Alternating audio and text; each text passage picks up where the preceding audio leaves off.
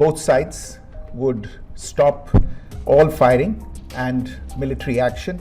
Every misadventure by Pakistan has been met with strength and every future escalation. America की मध्यस्थता में भारत और Pakistan cease fire के लिए राजी हो गए हैं। अमेरिकी राष्ट्रपति डोनाल्ड ट्रंप ने सोशल मीडिया पर पोस्ट लिखा।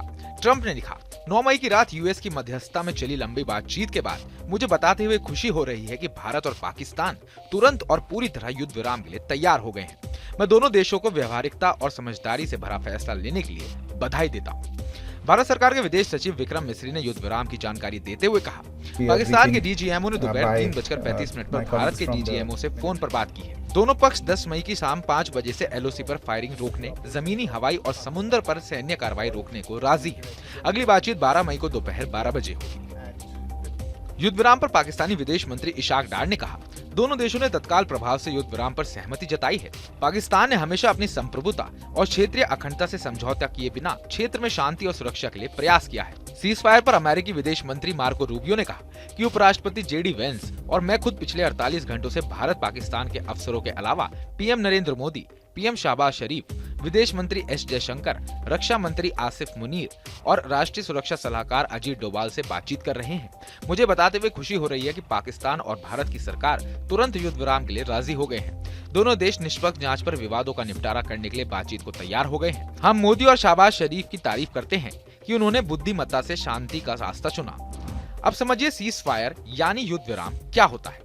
सीज फायर का मतलब होता है युद्ध या संघर्ष को अस्थायी या स्थायी रूप से रोकना।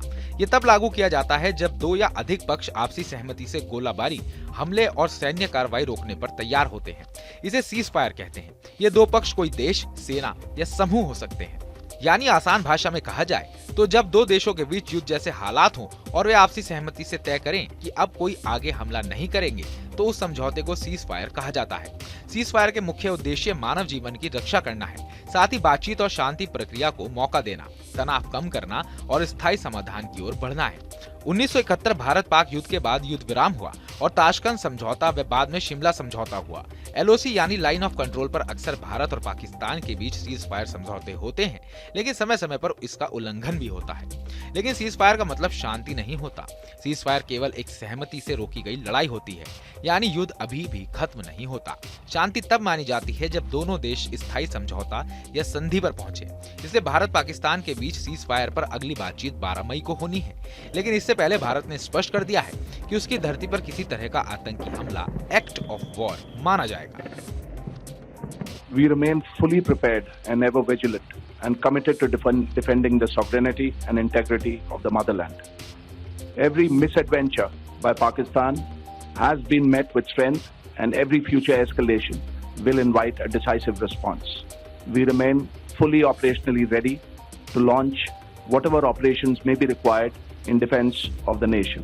लगातार कई दिनों की गोलाबारी, ड्रोन हमलों और जवाबी सैन्य कार्रवाई के बाद भारत और पाकिस्तान ने सीमाओं पर संघर्ष विराम यानी सीज फायर पर सहमति जताई है। दोनों देशों की सेनाओं ने सीमा पर सभी सैन्य गतिविधियां रोकने का फैसला किया है। जम्मू कश्मीर में अभी स्थिति सामान्य है।